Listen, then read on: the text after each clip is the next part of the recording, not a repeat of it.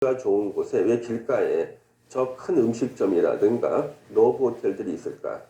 예전 법률 규정에 따르면요. 준농림지역은 원칙적으로 개발이 금지인데요.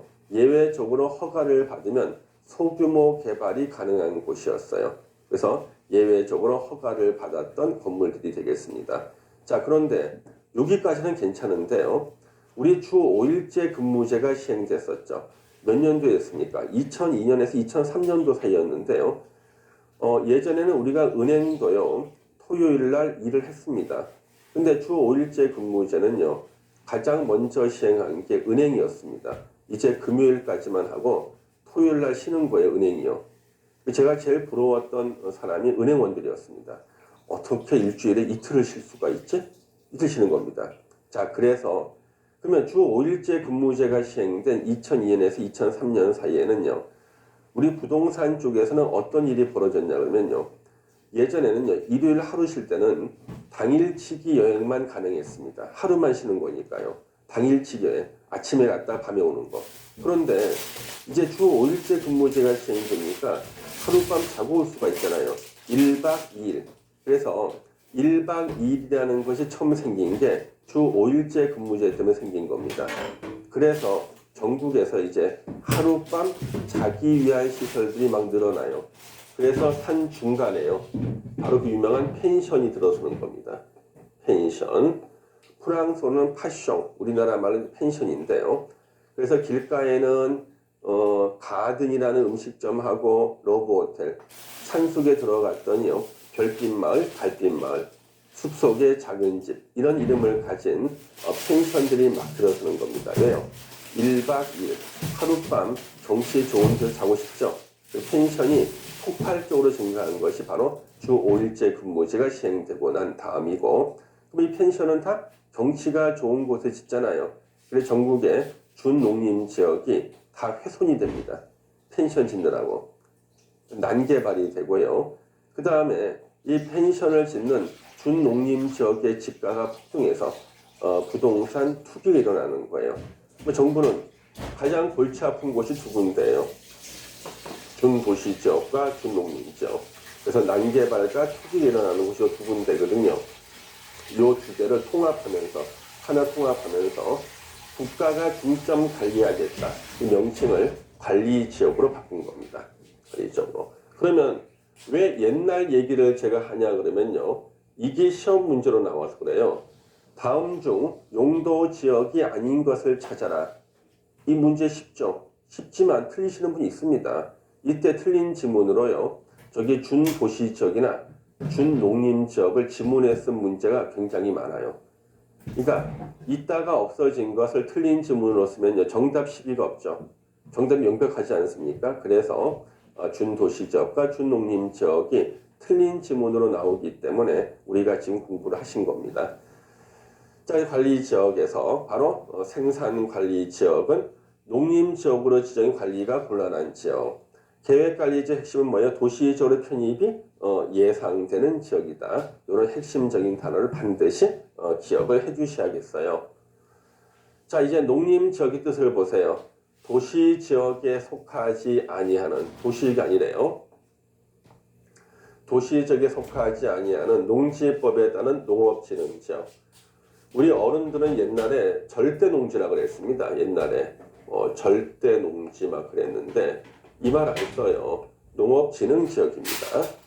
그래서 절대농지라는 말은 1996년 1월 1일부터 농지법이 제정되면서 없어졌고요. 지금은 농업진흥지역입니다. 농지법에 따른 농업진흥지역 또는 산지관리법에 따른 보전해야 되는 산지, 보전산지 등으로서 농림업을 진흥시키고 산림을 보전하기 위해서 필요한 지역을 우리가 농림지역이라고 합니다. 자, 그래서 농업진흥지역과 보전산지로 구성됐다. 주로 농업과 임업을 주로 하는 곳이 바로 농림지역이에요. 농업과 임업을 주로 합니다. 그러면 자연환경 보전지역. 자, 이 뜻을 물어보는 문제가 몇 번 출제가 됐었죠. 자, 자연환경 보전지역의 뜻, 자연환경, 수자원, 해안, 생태계, 상수원, 문화재 보전과 수산 자원의 보호 육성 등을 위해서 필요한 지역을 말한다. 자, 그래서 이 자연환경 보전 지역의 지정 목적이 아닌 거, 이걸 이제 물어보는 문제가 예전에 기출문제 나왔죠. 자, 자연환경 보전 지역의 지정 목적이 아닌 걸 찾아라, 이렇게 문제가 나온 겁니다. 이때 제가 우리 수험생들을 시험장에 보내기 전에 제가 이걸 암기시킨 거예요. 어떻게 암기시켰냐 그러면, 우리 자연환경 보전 지역을 오염시킨 아저씨가 있어요. 그 아저씨 이름이 문상태 씨입니다. 문상태 씨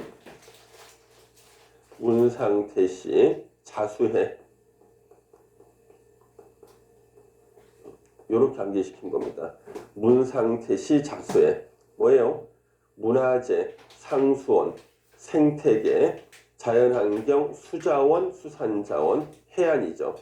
그때 틀린 지문으로 토양이 나왔어요. 토양 보전을 위해서 자연환경 보전지역 지정할 수 있다? X죠. 없죠. 토양이라면 없죠. 그렇죠? 예. 이건 좀 짜증 날 수가 있는 그런 문제지만 이걸 잘라낸 거예요. 다음 중 자연환경 보전 지역의 지정 목적이 아닌 것은 1번 자연환경 보전, 2번 수자원 보전, 3번 생태계 보전, 4번 문화재 보전, 5번 토양 보전. 토양이 아닌 거죠. 그렇죠? 이제 조심해야 되는 게 이거예요.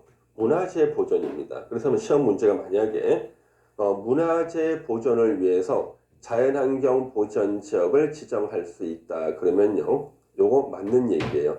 근데 실제로 이렇게 문제가 나오면 틀린다는 거예요. 왜? 문화재하고 자연환경이 무슨 관계가 있을까? 그래서 맞아, 자연환경은 문화재는 상관이 없지. 그게 틀렸다 그런다고요. 문화재 보전을 위해서 자연환경 보전지역 지정할 수 있다는 거, 이걸 기억을 해 주셔야겠습니다. 자, 이제 용도지역이 세분이 되죠. 아까 우리 4개 용도지역, 도시지역, 관리지역, 농림지역, 자연환경 보전지역 4개 중에서 도시지역과 관리지역은 세분됐죠. 관리지역은 3개로 세분이 됐고요. 근데 도시지역은요, 주거, 상업, 공업, 녹지가 또 세분이 돼요. 세분되는 게 가장 많은 게 바로 도시지역입니다. 그러면 세분을 할 때요, 국토부 장관, 시도지사, 대도시시장은 다음에 나오는 용도지역을 도시군 관리계획 결정으로 다시 세분해서 지정하거나 변경할 수 있다. 그러면 용도지역을 세분하는 것도 누가 한다는 거예요? 국토부 장관, 시도지사, 대도시시장. 용도지역을 지정 변경하는 사람이 용도지역 세분도 결정하는 거예요. 그래서 세분도 역시 도시군 관리계획으로 세분하는 겁니다. 자, 먼저 우리 주거지역, 아까 우리 도시지역 중에서 주거지역이 있죠? 자, 도시지역 중에 주거지역 어떻게 세분되는가 보겠습니다. 먼저 전용 주거지역, 일반 주거지역, 준주거지역, 요 3개로 먼저 세분이 됩니다. 전용 주거, 일반 주거, 준주거 지역으로요. 자, 이 전용 주거 지역 어떤 곳이냐 그러면 옛날부터 있던 조용한 주택가가 전용 주거 지역이에요.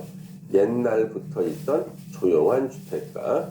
그 뜻은요, 양호한 주거 환경을 보호하기 위해서 필요한 지역입니다. 양호한 주거 환경을 보호하기 위해 필요한 지역. 일반 주거 지역의 뜻은요, 편리한 주거 환경을 조성하기 위해서 필요한 지역인데요. 요 일반 주거 지역은 새롭게 만들어지는 주거 지역을 말해요. 그래서 재개발, 재건축이 끝나거나 택지 개발 사업이 끝나서 신도시가 들어서거나, 그래서 새롭게 만들어지는 주거 지역이 바로 일반 주거 지역이 됩니다. 새롭게 만들 때는 당연히 편리하게 만들겠죠. 그 다음에 준주거 지역은요, 여기는 주거 기능 중심으로 주거 기능 위주로 이를 지원하는 일부 상업 기능과 업무 기능이 더해지는 곳. 쉽게 설명을 드리면요, 주택하고 상가가 섞여 있는 곳이 준주거 지역입니다. 주택하고 상가가 섞여 있는 곳이 준주거 지역이 되겠습니다. 자, 그러면 전용 주거 지역은요 또 세분이 됩니다. 그래서 어떤 분이요 전용 주거, 일반 주거, 준주거까지는 자기는 외울 수 있겠는데 또 세분된다 그러니까 충격을 받는 겁니다. 야 이거 공인중개사 공부 잘못 시작한 거 아닌가? 이거 어떻게 외우지? 걱정하실 필요 없습니다. 앞으로 이게 계속 나오기 때문에 자기가 외우고 싶지 않아도 다 외워지거든요. 걱정하실 필요 없습니다.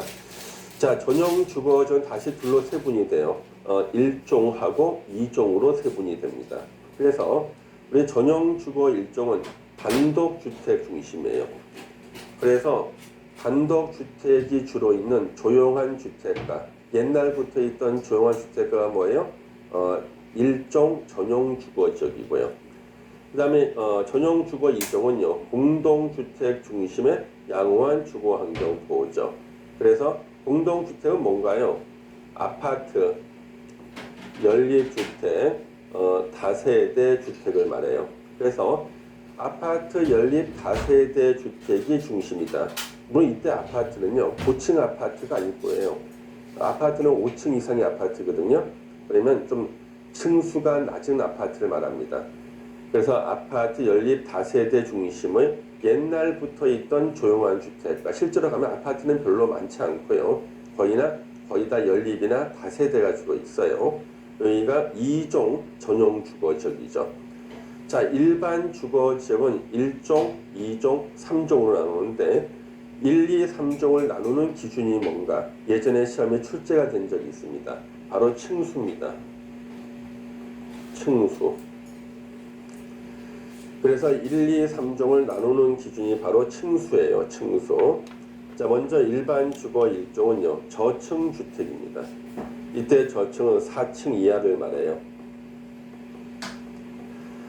저층 주택을 중심으로 편리한 주거 환경을 조성하는 곳이다. 그러면 저층은 4층이야. 그러면 아파트는 5층 이상의 아파트거든요. 그러면 일반 주거 1종은요. 저층 4층 이하까지 지어야 되니까 아파트를 지을 수가 없다. 이거 시험 문제죠. 그래서 우리가 새롭게 만들어지는 주거지, 재개발, 재건축 끝나고 택지개발 사업 끝나고 새롭게 만들어지는 주거지 있잖아요. 그러면 우리 택지개발 사업 끝났을 때 거기 아파트만 짓는 거 아니죠, 그렇죠? 단독주택 용지도 막 있잖아요. 그러면 단독주택 용지가 있는 바로 거기는 일반 주거 1종일 확률이 높죠. 왜요? 그냥 아파트 못 짓고 단독주택이라든가 아니면 연립 다세대 정도만 짓게 해주는 곳이 빌라 같은 거 짓는 거죠. 그래서 저층주택 중심은 4층 이하다. 그 다음에 일반 주거 2종이 있습니다. 일반 주거 2종은요. 중층주택을 중심으로 편리한 주거 환경을 조성하는 것. 중층주택을 중심으로 편리한 주거 환경을 조성한다. 이때 중층주택은요. 층수 제한이 없어요. 층수 제한이 없습니다. 그런데 예전에는요. 일반 주거 2종은 층수 제한이 예전에 있었어요. 그때는 15층 이하로 지으라고 그랬거든요. 그러다가 뉴타운 사업할 때 18층으로 바꿨다가 지금은 층수 제한이 없습니다. 옛날 지은 주택인데 15층이 최대 층수다. 그러면 2종 일반 주거 지역일 가능성이 99%겠죠. 그 다음에 일반 주거 3종은 중고층 주택 중심으로 바로 고층 아파트 짓는 곳입니다. 편리한 주거 환경을 조성하는 것이고, 준주거 지역은 주거 기능 플러스 상업 기능, 주거하고 상업 기능이 더해진 곳이 준주거 지역이다.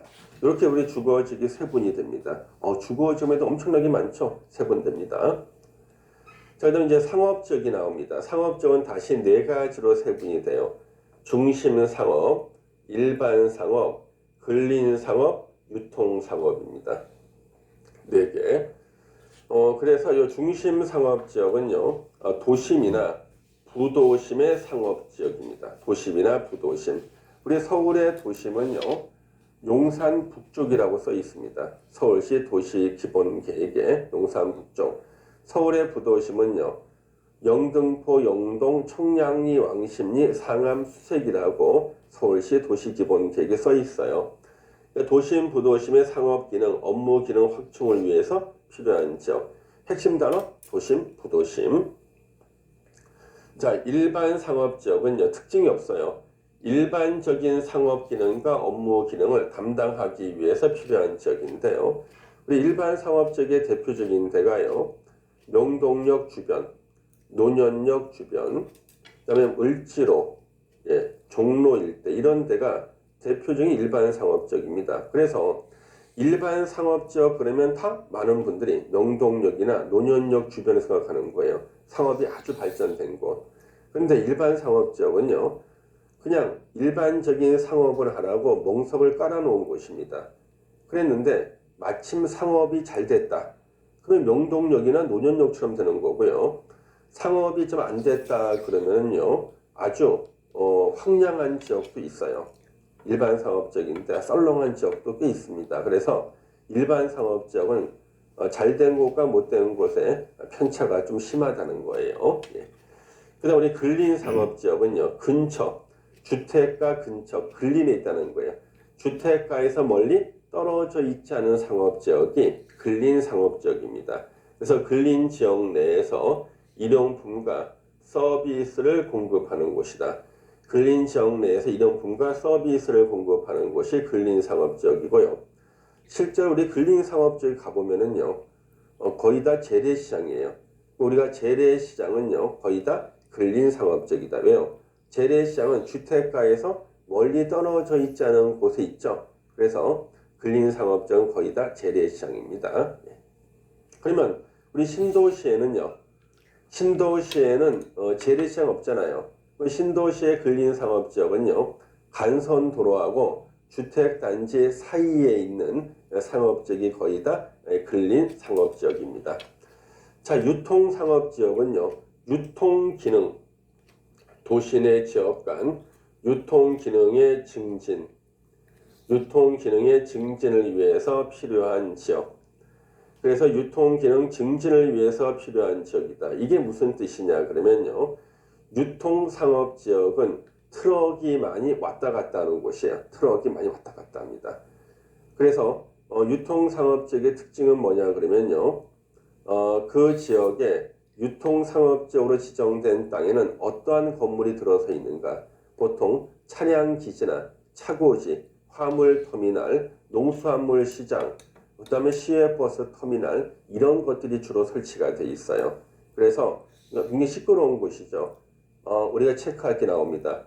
유통상업지역은 주택 건축이 금지다. 주택을 못 지어요.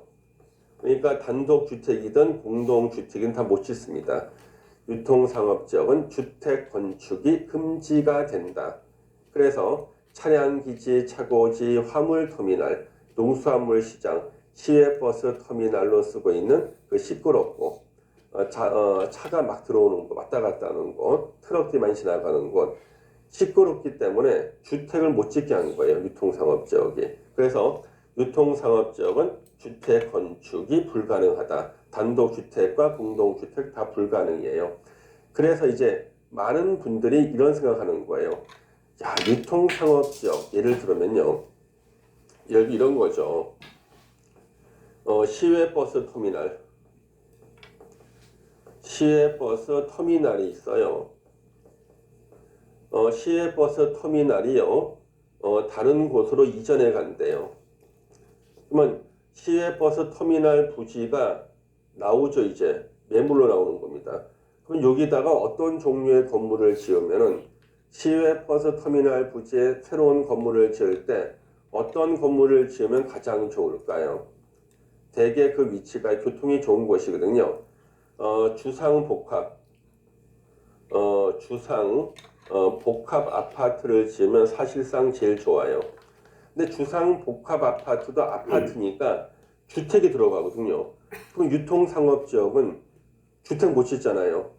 야, 그 자리에 지으면 가장 대박을 칠 만한 건물이 주상복합 아파트인데 주상복합을 못 짓는단 말이에요. 그럼 어떻게 해야 돼요? 용도 지역을 변경해야 돼요. 자기보다 위에 있는 곳으로.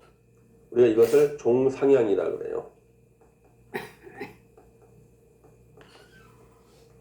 그래서 종류를 위에 있는 종류로 바꾸는 거, 근린이나 일반이나 중심 상업지역으로 바꾸면은요, 주상복합을 지을 수가 있거든요. 만약에 종상향이 돼서 용도 지역이 변경된다 그러면 땅값이 2배 이상은 오르게 되겠죠. 그래서 유통상업지역의 특징, 주택을 지을 수 없다. 자, 그러면 시험 문제, 다음 중 상업지역의 종류가 아닌 거, 이거 시험에 나오거든요. 그럼 여러분들은 또 앞에 자만 따서 외워야 됩니다. 우리 상업지역에서요, 우리 그 알바하는 어린 학생들이 있죠.